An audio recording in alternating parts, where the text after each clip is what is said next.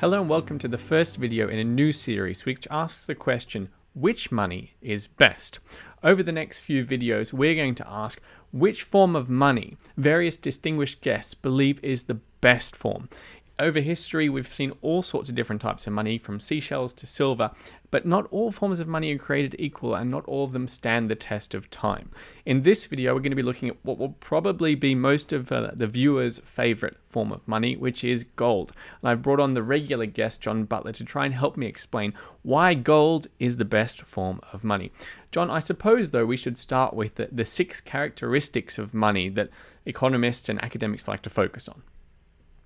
Absolutely. I mean, money serves a role as a medium of exchange, but in order for it to be accepted as a medium of exchange, people must trust that it is also a reliable store of value. And then as a general rule, if you are keeping accounts, that will be your unit of account. Obviously, for ease of calculation purposes, it's helpful for people to all be using the same benchmark in the same way they're all using the same money. Be it calculating profit and loss, be it calculating tax liabilities, or whatever it happens to be. There's a fourth characteristic which is frequently overlooked, which is that money must also provide for the final extinguishment of any debt associated with a given transaction. And that one's conveniently forgotten by much of the mainstream economics profession because, of course, we operate today on a debt-backed monetary system. And so that's one aspect which gold fundamentally corrects or returns, you could say, to the original foundational concept of money. Now, you mentioned 6 factors in total. The other ones, I believe you mean, Nick, are just subsets of the medium of exchange function. That is, that whatever it is needs to be fungible. That is, you can divide it up into ever smaller quantities to allow for small as well as large transactions. And finally, it also needs to be somewhat distinctive. It needs to be easy to identify so you know that it's not counterfeit, that it's the real deal. Yeah, there's all sorts of different distinctions. The list of 6 that I've got here in front of me is durability, doesn't wear down, portability, can be moved, divisibility, so you can split it into infinitely small or at least usably small pieces. Uniformity, you mentioned that one, it's the same. A limited supply is an interesting one that I've got here, and acceptability, meaning that it's accepted broadly. So, even on the question of what the characteristics of money should be, people don't necessarily agree. You've mentioned there some of the characteristics of gold and the problems that it solves. What I want to start with, though, is, well, what I think is really the strongest argument for gold is that it emerged over the course of history as the preferred form. So can you quickly take us through, I guess, that sequence of gold and silver? Maybe we should include, maybe silver should be its own video. But anyway, of how gold became the dominant form of money over time. Yes, absolutely. And I was focusing more on the functions of money. You were focusing more on the specific properties of gold that allow it to best perform those functions. And indeed, it is that perception historically that gold, and to a lesser extent silver, did best perform those functions that allowed them to serve as money. But this is where it gets interesting to me. Within a given system, a legal system, moral system, religious system, cultural system. Let's go back to basic civilizations, where all of the above were kind of part of the same mass or body of tradition and practice. What's interesting is that within a given system, you could well have a basic concept of altruism, debt, sort of an altruistic debt. That is, I scratch your back, you scratch mine, and there is some rudimentary way of keeping track about who owes who another back scratch, okay? And indeed, this is, you could argue, the basis for, say, a tally mark system, where you're simply keeping a record of who has provided what to whom without actually even having a medium of exchange per se. Now, there's nothing wrong with a tally system at a very primitive level of civilization that is not particularly complicated. But when goods and services of all kinds start swirling around, being produced, consumed, traded, and so on and so forth, it becomes really, really burdensome and prone to error, much easier to have an actual circulating medium. Now, when you had various entities, cultural entities, trading with each other outside of a legal system, outside of a shared religious, cultural, and even moral tradition, the only way to trade, and this, I stress this point, was with gold and silver because they were seen as universal. You didn't have to trust your counterparty. You didn't have to trust their laws. You didn't have to trust their enforcement capabilities.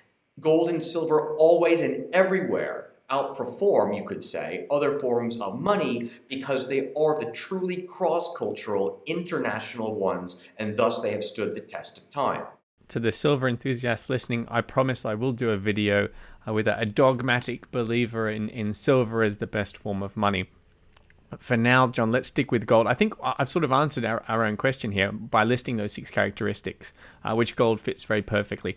Let's move on to the disadvantages of gold as a form of money in society. What do you think the key ones are? Well, I think one of them actually, you could say, goes back to ancient times and helps to explain why indeed silver coexisted with gold, which is that gold is that much rarer. And so for microtransactions, in a sort of primitive sense, gold was hugely impractical because even micrograms of gold, which of course are easily misplaced, lost, or whatever, would in theory be the correct amount to settle all kinds of basic transactions for day-to-day things. And so indeed, this is why you get, copper, silver, whatever it is, co-circulating, and gold being reserved more for international trade. Big items or representations of great cultural or religious wealth, of course in the form of art in many cases, right? And so gold purposes almost border on the ceremonial above and beyond its use as money for a long time. Nowadays, though, that's really no longer a disadvantage. Indeed, people complain about the opposite problem, that gold is actually burdensome. Who wants to carry around bars of gold or even coins, which can weigh a lot if you're talking about shopping around for big ticket items. But the fact is, money is a technology which evolves. There's no reason in principle, the same way today we have bank accounts that are basically electronic claims on money, or credit cards or debit cards that are also representations of money.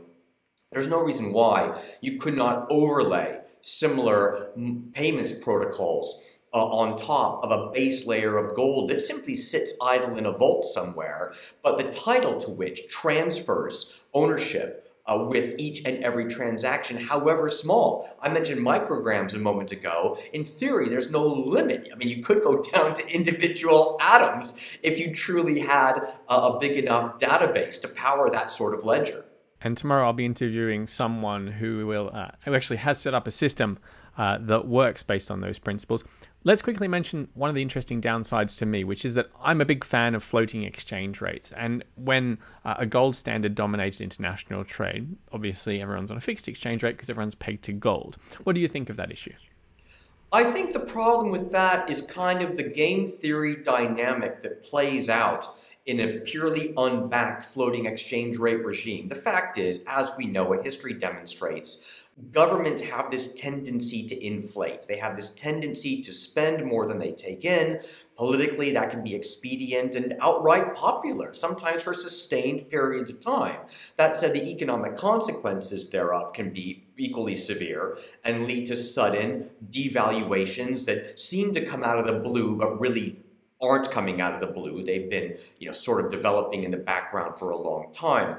That's the problem. If everybody wants to inflate versus everybody else to try and keep their currency competitive, to support economic growth at home at the expense of others, look, you just get a general global inflation, which could get out of control over time. And indeed, look around the world today, it's starting to look like a general global inflation, if you ask me. If you have a gold-based system, that general global inflation tendency is severely circumscribed, and some countries might try to get away with it for brief periods of time. They'll end up failing. Other countries will refuse to accept their currency in trade. And so gold provides an anchor, not only at the national level, but at the international level, which prevents you from getting into this nefarious game theory dynamic of everyone trying to outcompete everyone else. It's a zero-sum game. It always fails in the long term. I think that's the most relevant angle for what we're really discussing here, which is a system that is a form of money that's issued by the government, but it's backed by gold. In that scenario, gold acts as a constraint on governments on how much money they can issue, and on all the sort of the dodgy business we've seen with QE and bailouts, and also just fiscal deficits and trade deficits. And it acts as a constraint on all of those things. And that's why when it comes to having a civilization, it is such a good form of money. John, thanks very much for joining me. And to everyone at home, I hope you've enjoyed this episode. Thanks for watching.